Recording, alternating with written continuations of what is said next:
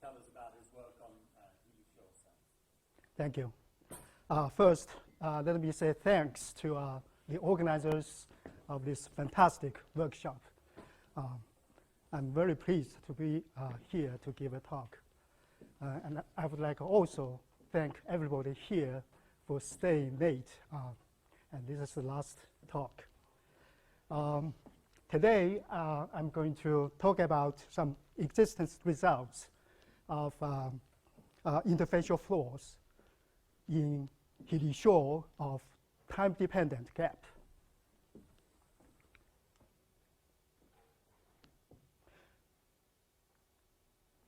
So this is the outline of my talk. First, I would like to talk about the background and the motivation. And then I'm going to present the problem, the interfacial flow problem. And then I'm going to reformulate the problem. And then I'm going to try to obtain the local existence of analytic solutions for that problem. And then I'm going to introduce a very similar problem in higher dimensions. And then I'm going to try to sketch the idea of how to prove, how to obtain some local existence for this existence of classical solutions. And I'm going to explain what classical solutions mean. And finally, I'm going to sum up.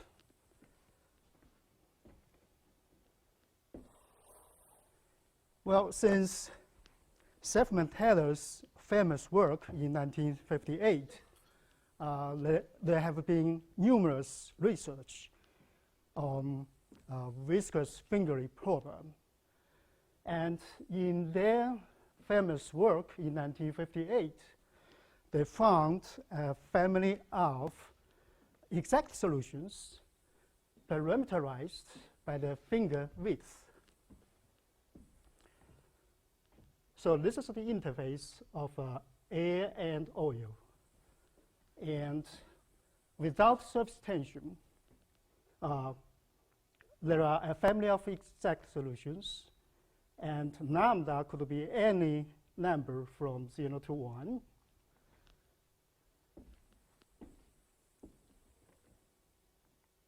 However, in experiment, lambda was repeatedly found to be very close to 1/2.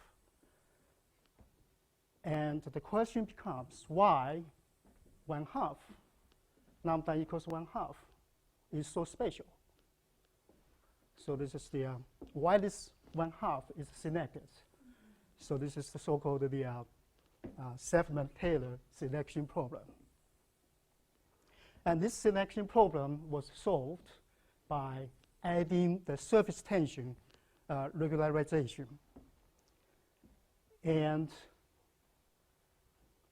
in 1986, 1987, Cauchy-Kovalevsky et al. Used a very similar procedure, asymptotic analysis procedure, to classical and Siegel procedure. Solved this selection problem. And later on, Cauchy-Kovalevsky, Cauchy-Kovalevsky worked on the bubble problem. Sally Tanvir also worked on the selection problem. He solved the selection problem of the symmetric Selfman-Taylor finger. And he also worked on the selection of Selfman-Taylor bubble problem. And in 1999, Chapman solved the same problem, used a different asymptotic analysis. And later on, we did some rigorous work on this selection problem. I would like to say a little bit more about the rigorous work. In the earlier work of Cauchy-Kovalevsky et al., when they did the asymptotic analysis, they ignored the terms of the integral contribution from the finger, and they claim that those effects can be neglected.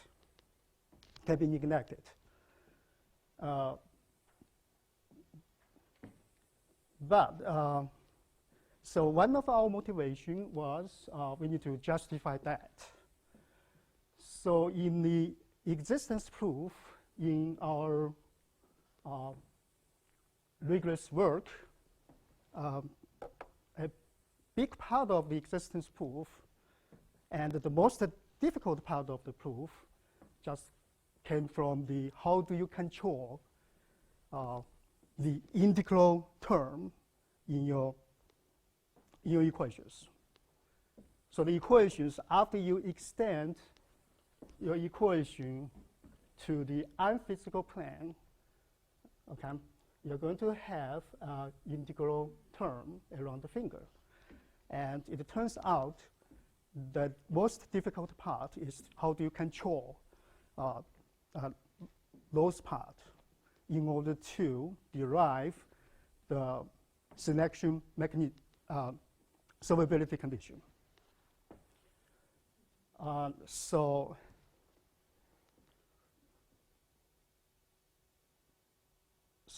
that's one of the motivation for the rigorous work, and it turns out that's the hardest part that neglected by Cauchy-Kovalevsky et al.'s work.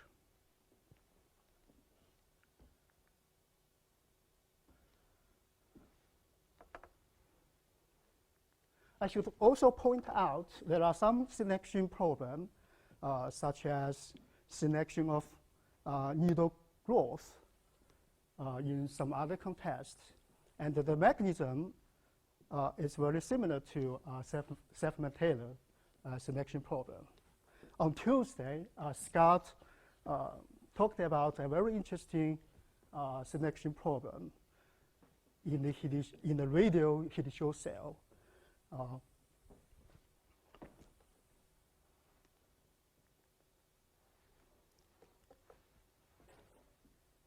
Now, the Hele-Shaw problem is mathematically is very similar to the Stefan problem in the context of heating, freezing, or melting. And we know in that problem, besides surface tension, the physical effect mostly commonly incorporated into regularizing the ear-post Stefan problem is kinetic undercooling. And for the Selfman-Taylor finger problem, I think Romero in 1981 first mentioned this regularization in his PhD dissertation at the CATW02. And in Selfman's review paper in 1986, he also mentioned this regularization.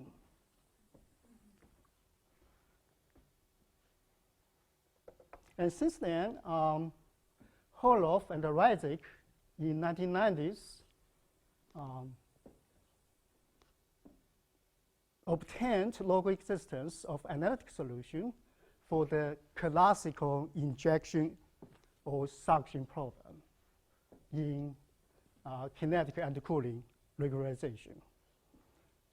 And in the first part of my talk, I'm going to use a very similar technique to their work to get the existence of analytic solution.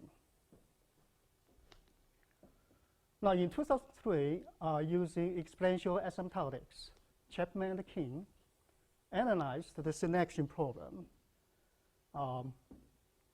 for kinetic undercooling regularization. and they obtained a discrete set of analytic fingers.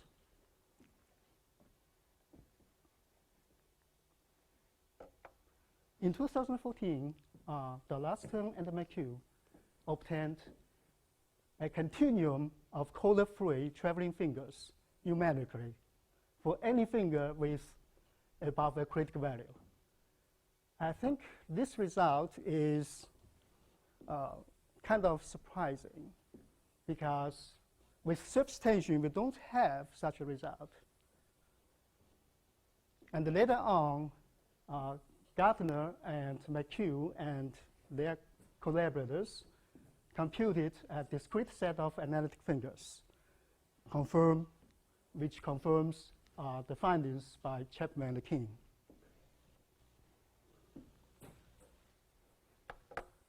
In 2015, and Niels et al. Revealed some physical connection between kinetic intercooling effect and the action of dynamic contact angle. And very recently, we did some rigorous work on this in existence and the selection of the Safman-Taylor fingers with kinetic intercooling regularization.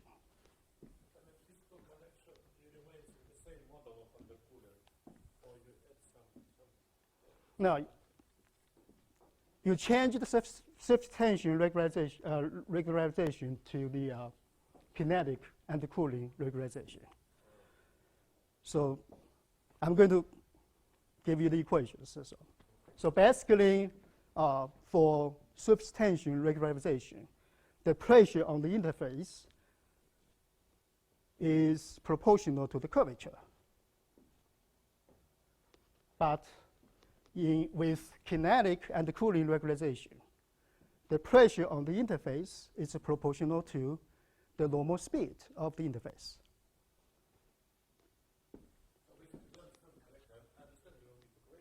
You stated that original undercooling model was physically defective in some way, right? So you improved by this regularization. Is that correct interpretation?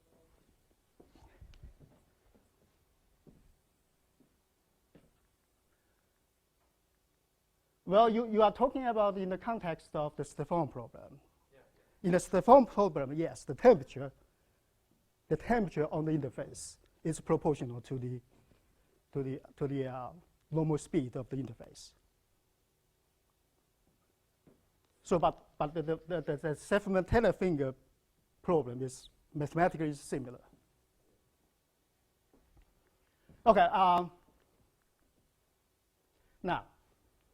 Now, all previous works are set up in the classical Hele-Shaw cell, means the gap of the cell of the two plates of the Hele-Shaw cell is fixed.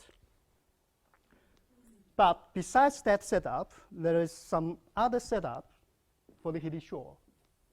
So one of the setups is the so-called the lifting Hele-Shaw problem.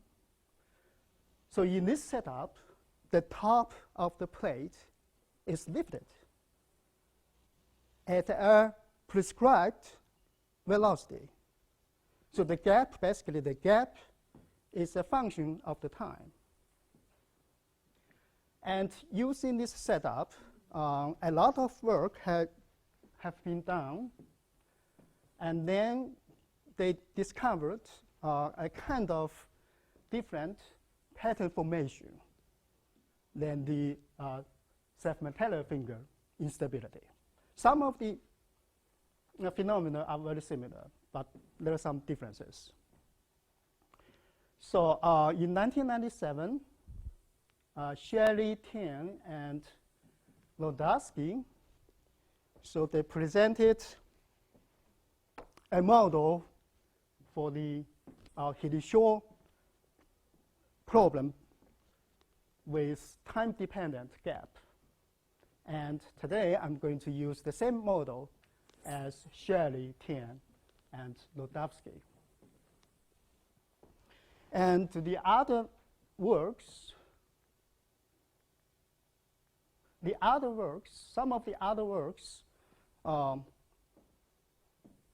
were about how do you use this new setup to control the instability of Selfman-Taylor finger. And most recently, Zhao and John Lowengrab and their group, they revisited this problem and use kind of new algorithm and found some new phenomena about the pattern formation.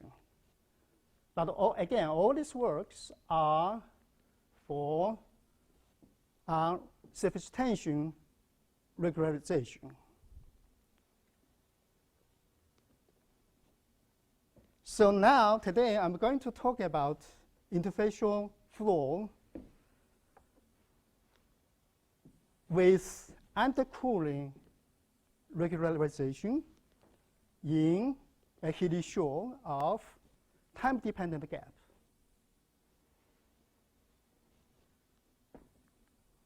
So this is the setup. So we have a radial Hele-Shaw cell, no wall, radial Hele-Shaw cell. And the gap between these two plates is a function of t only. So you lift the top of the plate uniformly in space. And we have an interface between air and the fluids. And omega is the, now we're going to look at the one-phase problem. And omega is the region of the fluid. And the gamma is the free boundary.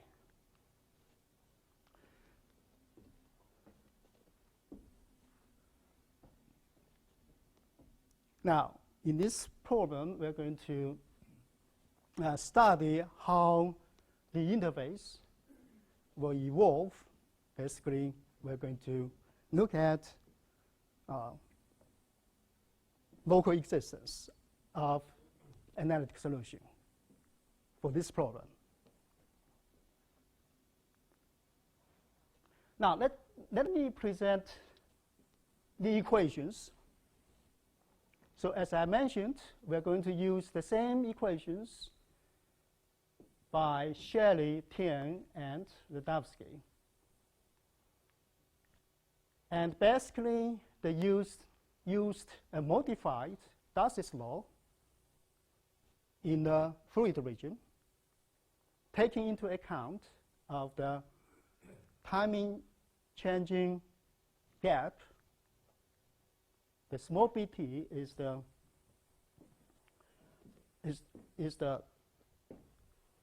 gap, which depends on time.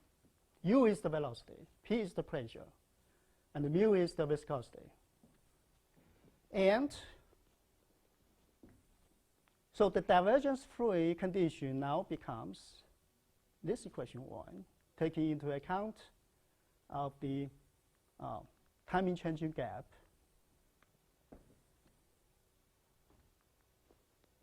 And the kinematic boundary condition, again, is modified, taking into account the gap function, B of t. Now, instead of surface tension on the boundary, so we impose the undercooling condition, which says the pressure is proportional to the velocity. The Vn is the normal component of the interface, of the velocity of the interface. So that would be our problem. So this is a free boundary problem. Now, non-dimensionalizing the length and the time, and we can obtain the non-dimensional version of these equations. So again, there's for the pressure, the pressure satisfies this Laplace equation in the fluid domain. On the free boundary, we have the kinematic condition, Darcy's law, and the undercooling condition, the dynamic condition on the free boundary.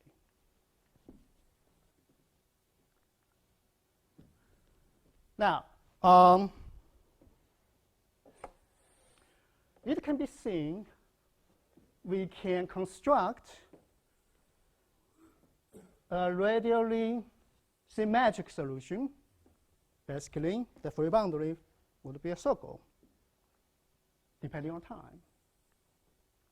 Well, the circle, the radius of the circle is related to the gap function, B of t. And the corresponding pressure function is given by this. So this is an exact solution for the time-dependent problem.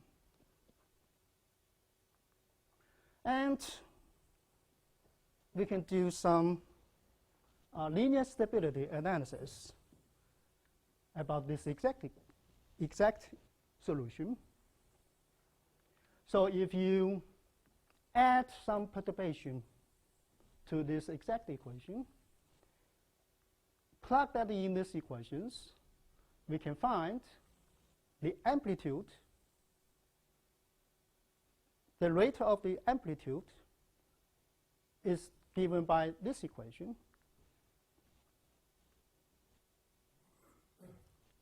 And the K is the mode. And you can see from this relationship, you can see if the gap function B is increasing, as the derivative is positive, then the amplitude is increasing. And if the gap function is decreasing, then the amplitude is decreasing. So for lifting problem, so the derivative of B is positive. So for the lifting problem, so the exact equation, the exact solution is always going to be linearly unstable. That may suggest that, in general, global smooth solution may not exist. So we can look at local solutions, existence of local solutions. Okay, so to obtain local solutions, existence of local solutions, so I'm going to reformulate the problem, the free boundary problem. And I'm going to reduce the free boundary problem to two problems, one of which is the Hilbert-Riemann problem. The second one is a Cauchy-Kovalevsky abstract equation. So once I have this reduction, then I can apply Nuremberg theorem to obtain existence of analytic solution. So that's my plan.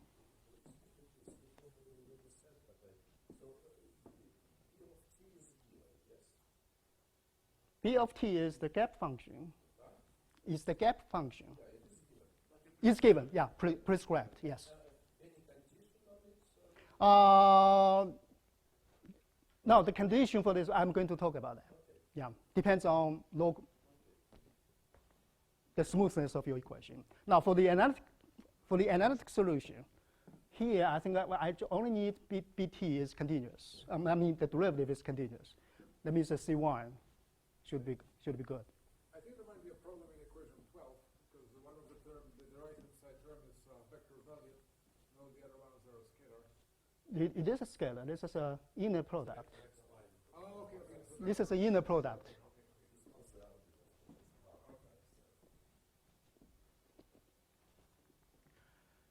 All right.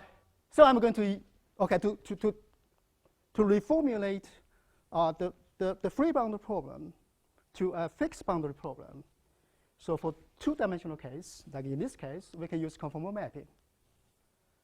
So if we introduce a conformal mapping F, which maps the physical region with free boundary into a unit disk on a complex PC plane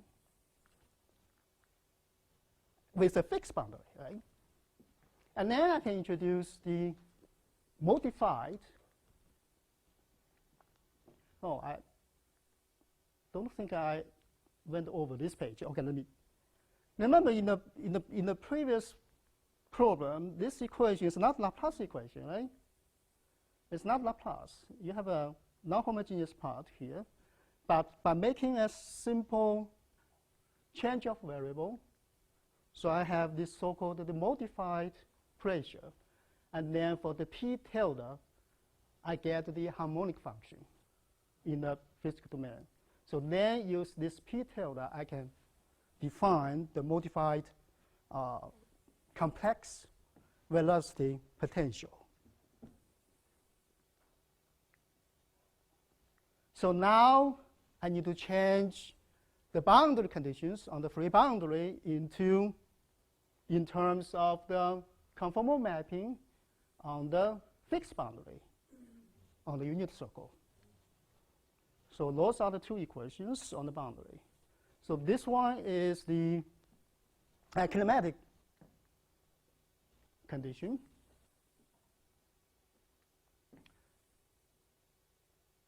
And the next one will be the undercooling condition. So now the problem becomes a fixed boundary problem. So we want to find F and W, the conformal mapping, and the complex velocity potential. Now, in order to solve that, so as I already mentioned, I want to reduce that problem to two problems. So basically, I want to express W in terms of F. I have two equations, F and W. So usually to solve that, I want to get rid of one variable, and then I focus on the other variable. But in order to solve that W in terms of F, I need to introduce the derivative of small f. I mean, 1 over the derivative of the conformal mapping. I need to use this phi to be a auxiliary variable. And then instead of big W, I introduce a new small w. And if I introduce this new integral operator, it's a Cauchy type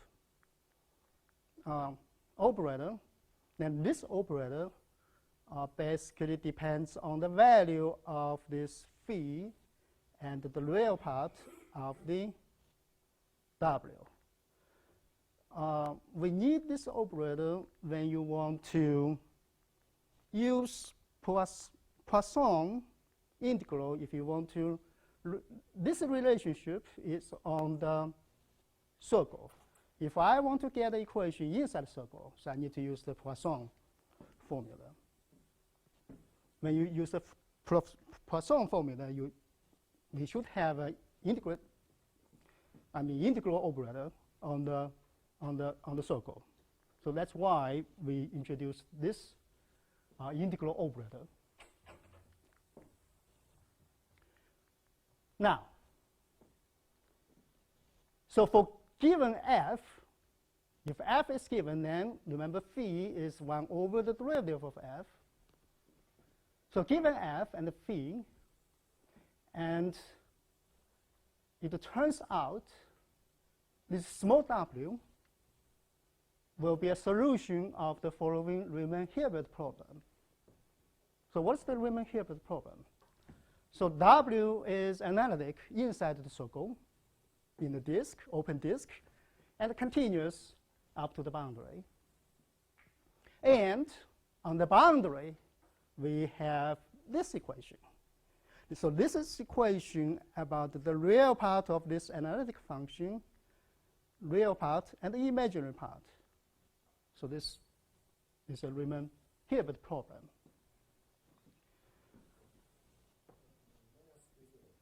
Yes. So F is a map, a map. Yes.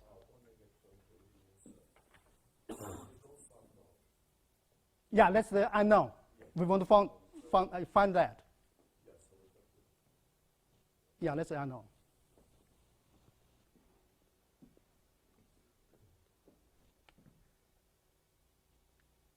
So this for given f and for given f and phi, okay, this Riemann-Hilbert problem can be solved by just looking at the real part or imaginary part of W. The imaginary part or real part of W will be harmonic in the disk, but on the boundary, this equation 16, it turns out on the boundary, if you only look at, say, if you only look at the imaginary part of W, then that part will be the derivative, not on theta, but in R direction. So this condition basically is a Robin boundary condition for the imaginary part of W. And from the theory of elliptic function, you can solve that harmonic function by solving the Robin boundary problem. Once you have imaginary parts, and because W is analytic, and we know you take the Cauchy transform of the imaginary part of W, you can get the real part of the W, and then I can solve. I have my W. So that one basically can be solved. This Riemann-Hilbert problem can be solved for given f and phi. So that means I can get rid. So I can treat W as a operator for given f and phi. I can figure out W. So you can treat W as an operator on f and phi. Now, if you use that, so you replace all that. Remember, now W. Now this W is dependent on f and phi. And then, using the kinematic condition, we can rewrite f. Use Poisson formula. Remember, the kinematic equation is on the circle. And if you use Poisson formula, I can get the equation inside the circle. And if you take the derivative, remember that the phi is 1 over f derivative with respect to the space variable. So that way I got the equation. This is an equation, Cauchy-Kovalevsky form equation. I can use these two equations. And of course, I need to impose initial conditions. So let's say we impose the initial conditions. Now the question is, we need to solve for this f and phi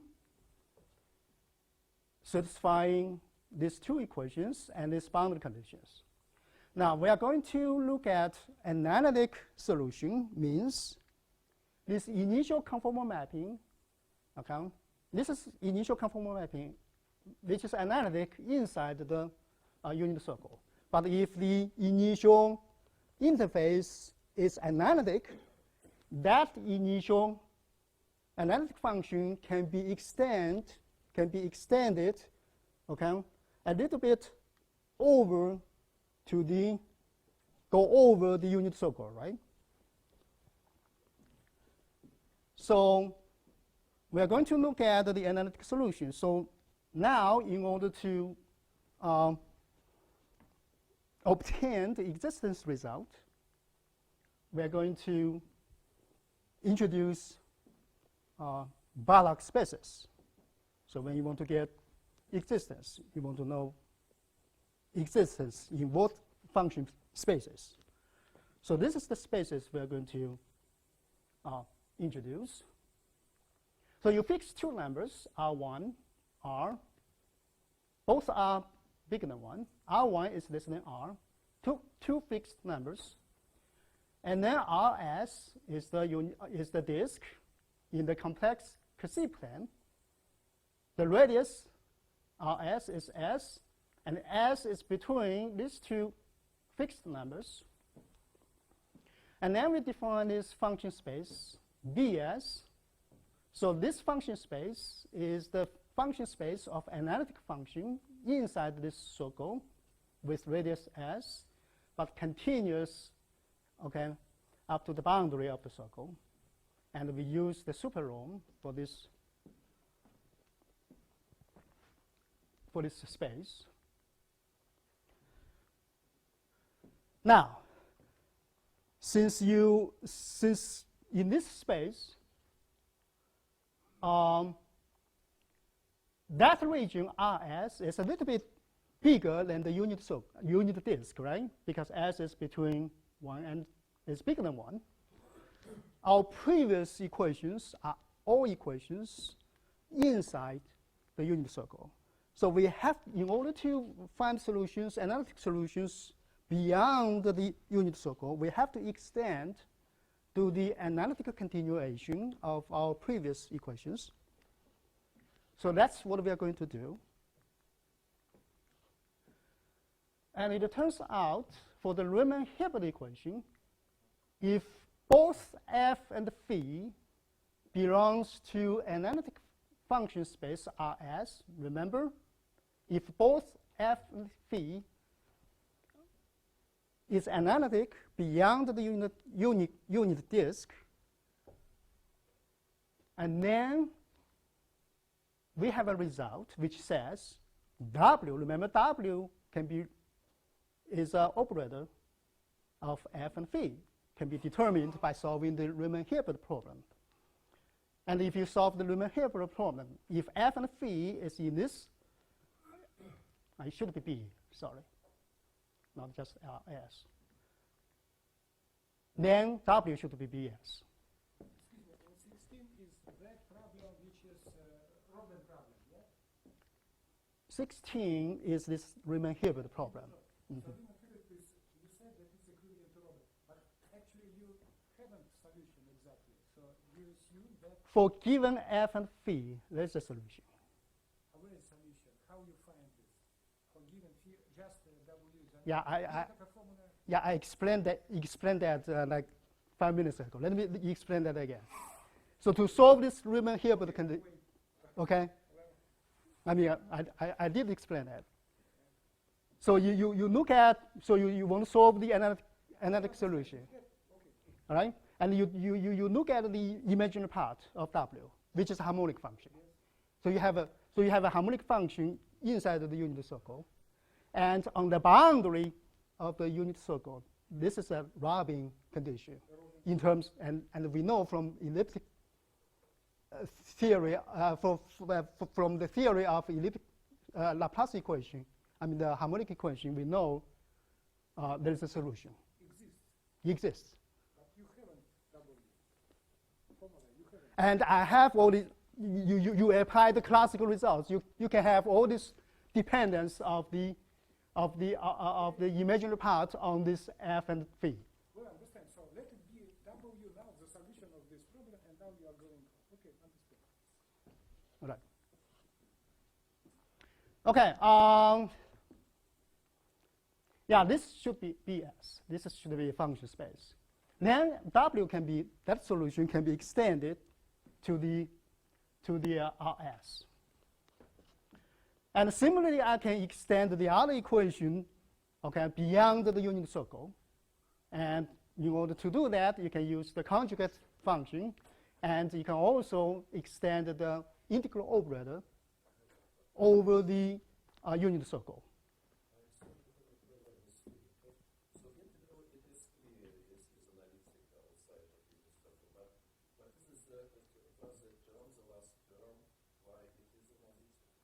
Yeah, I should have a parenthesis here. Yeah, W bar can be defined in a similar way.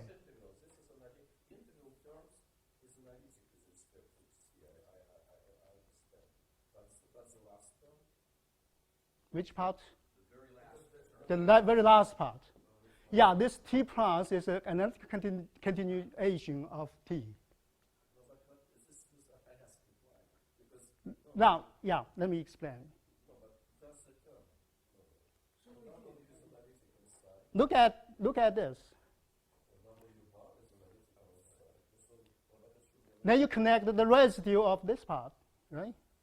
When you extend.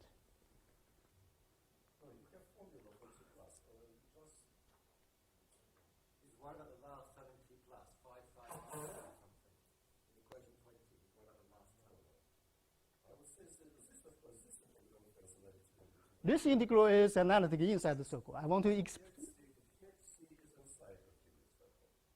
yeah, C is inside. Yeah, go over the unit circle. Then I just need to connect this 1/2 of the residue of that.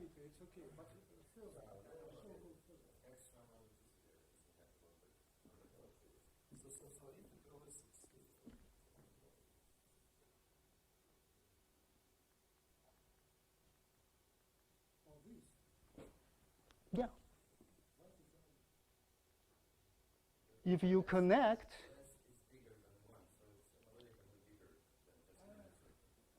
you want to extend that function, okay, beyond the unit circle.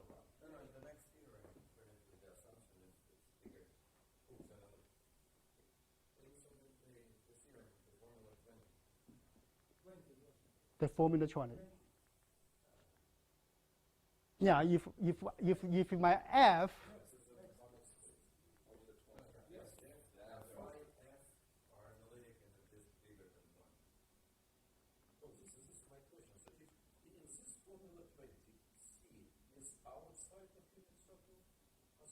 yeah, this here C is outside. That part is no problem, right?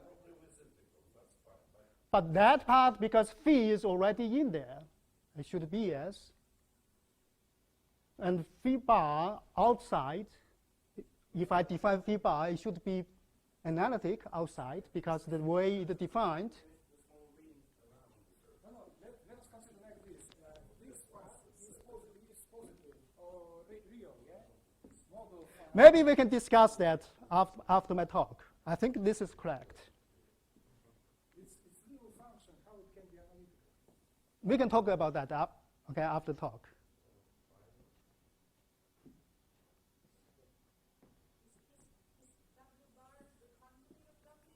No, it's defined in this way. Now, on the circle, it is. On the circle.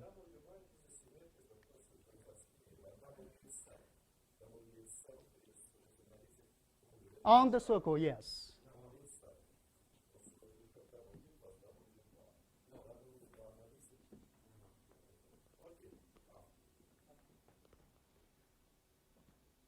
Okay, so basically we just almost done for the first part.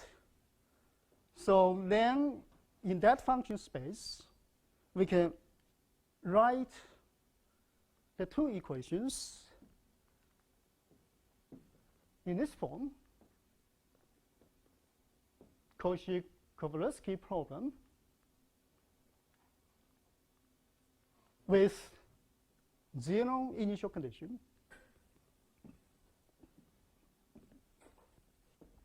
And then we can check. Then we can check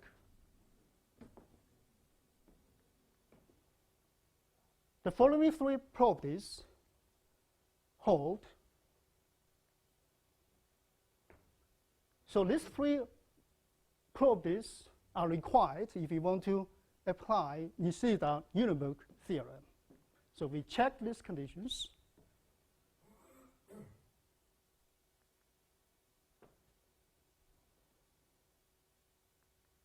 And then we apply Nishida-Unenberg theorem. We can get the local existence of analytic function, analytic solution.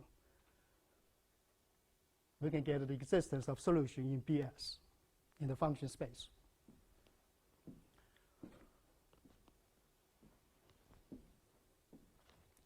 Now, let me quickly sketch the result and the outline of the proof of the high-dimensional problem. So yeah, if I use the same equations, same set of equations, but in higher dimensional space,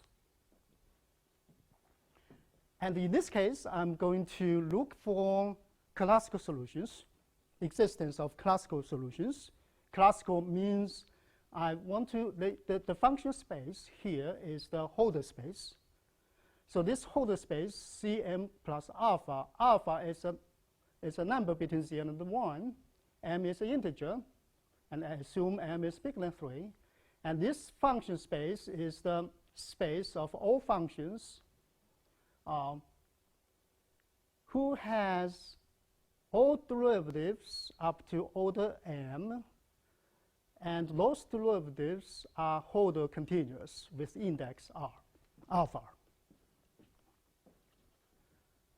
So this is the very similar problem in high dimensional space.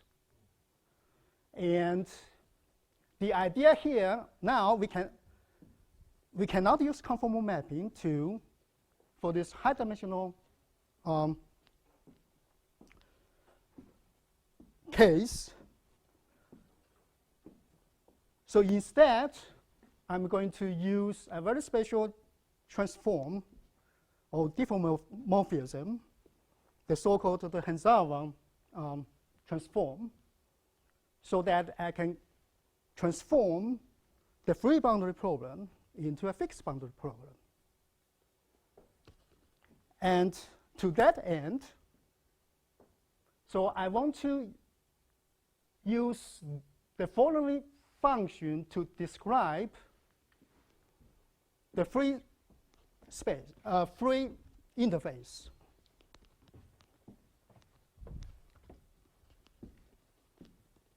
So let's say the initial interface is gamma 0, and I assume this gamma 0 is not intersecting with itself. So how do I, for small time t, basically I can assume the free boundary at time t will be close to gamma 0.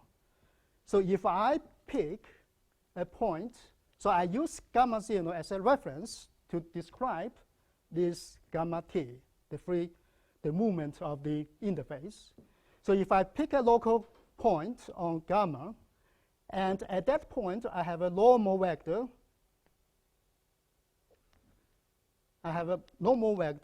and then I can use a function rho.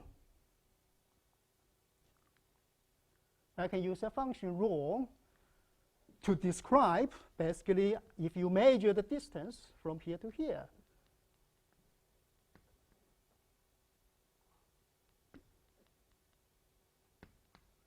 Then I can use that function to describe the free interface. So basically, that's the idea here. So now, to determine the interface, I just need to determine what? I just need to determine that function, rho. And then I can rewrite then. So instead of writing gamma t, I'm writing gamma rho, because that free interface will be determined by that function rho. So now that's the free boundary problem. And then, so I hope to obtain the existence of classical solution.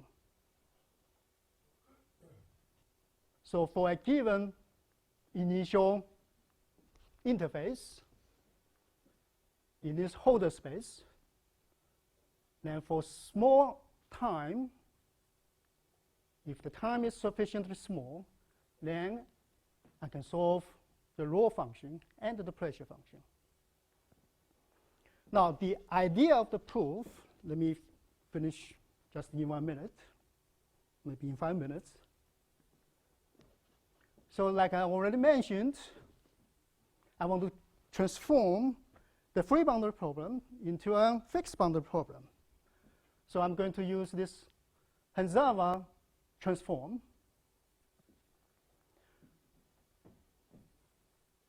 So basically, if you use that transform, if you use that transform, then the free boundary here, if you pull back, use the pull back, that mapping, pullback mapping, will, if you pull back of this free boundary, you get the fixed boundary. So this gamma 0 is the initial, is the reference boundary. So you use this transform, I get a fixed boundary problem. But if you do that pullback, then the harmonic equation becomes a elliptic equation because the change of variable. So I have, on this fixed boundary, I have this system of equations. Okay? If I take the pullback of the pressure, I use V to be that new pressure, then V satisfies this fixed boundary problem. And that one basically comes from the harmonic equation, I mean Laplace equation. And this one basically is the kinematic equation. And that one is the dynamic equation. That's the pressure is proportional to the normal speed. And you can see the operators are kind of complicated. All the coefficients of this elliptic operator depends on the free bound, the function that describes the free boundary.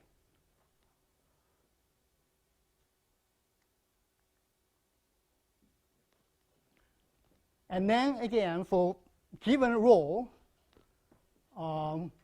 we can solve this elliptic PDE. And again, this is an elliptic PDE with Rabin boundary condition. But in this case, I'm solving this elliptic PDE in the holder space. And we can apply the classical theory of elliptic PDE. I can get the existence of that solution for given rho. And I can have all this shadow type estimates. And you should realize, so the solution V has the same regularity as rho.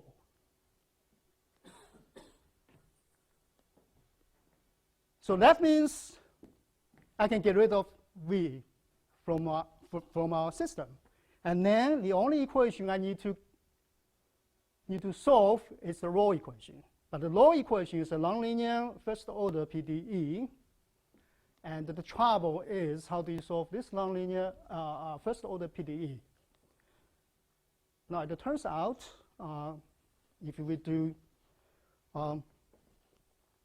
if we linearize this nonlinear PDE around the rho equal to 0, then I can write that equation as a linearized part and the nonlinear part. And it turns out the linearized part is a first order hyperbolic equation. And for that hyperbolic equation, rho doesn't gain any regularity. So the regularity of rho will be the same as the regularity of the non-homogeneous part. And that means essentially, because you have a derivative here, that essentially you lost one derivative in this case. And that means if you do the usual iteration, you cannot obtain the existence of the solutions. And instead, we're going to handle this situation. We're going to use Nash-Moser iteration instead of the usual iteration. So I'm not going to go into the detail, but apply that, we can get the existence of classical solution. So this is the summary. So we talked about the existence of analytic solution, local existence of analytic solution for the Hele-Shaw flow. And then in the high dimensional case, we can obtain the local existence of classical solution. So let me stop here. Thank you.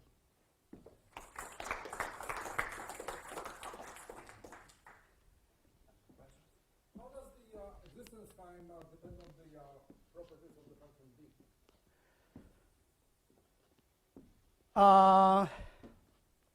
Locally, the effect of d of t is not much. As long as you can see in this discussion, for the two-dimensional case, for the Hele-Shaw case, we just require b that the first derivative is continuous. And then I can get the existence. So the effect, not that much, locally, local existence. Same thing for the high-dimensional case. But from the previous numerical work, the effect of b of t will appear in the long-time behavior of the interface. But this is a local existence. This is only the beginning stage. So, yeah. And I don't have time to talk about some unsolved problem.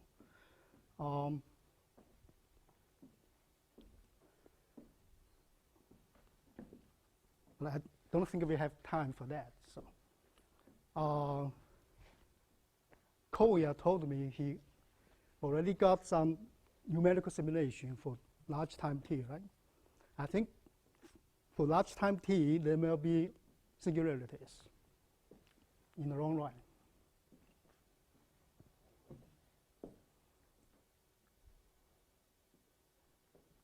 No, so or maybe we'll have a discussion afterwards. Yeah, sure.